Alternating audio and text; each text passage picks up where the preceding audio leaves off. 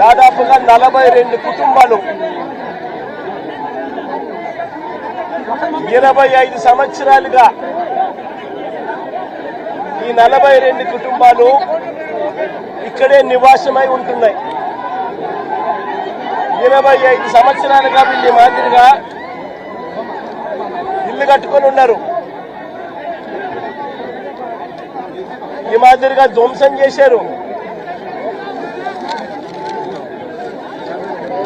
25 సంవత్సరాలుగా వీళ్ళు ఇక్కడ ఇంట్లో ఇల్లు కట్టుకుని ఇక్కడే ఉంటా ఉన్నారు.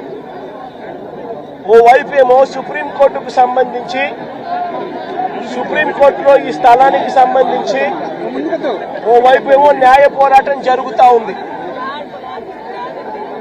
సుప్రీంకోర్టులో పిటిషన్ పెండింగ్ లో ఉంది.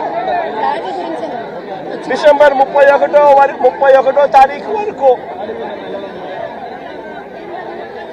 పోలీసులను డిసెంబర్ 31వ తారీఖు వరకు ఈ 42 కుటుంబాలకు సుప్రీంకోర్టు ఊరటనిచ్చింది.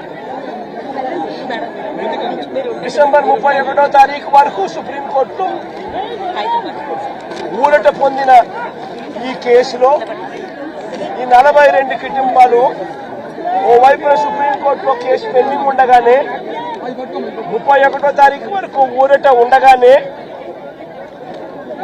ఇక్కడ పోలీసులను అడ్డు పెట్టుకుని ఏకంగా 210 మంది పోలీసులు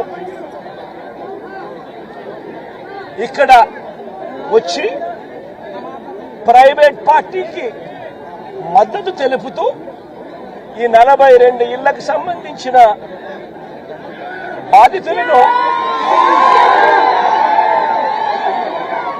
నిర్దాక్షిణ్యంగా వాళ్ళ ఇంట్లో ఉండగానే వాళ్ళ ఇళ్ళన్నీ కూడా పగలగొట్టడం జరిగింది. వీళ్ళందరినీ రోడ్డును పడేయడం జరిగింది.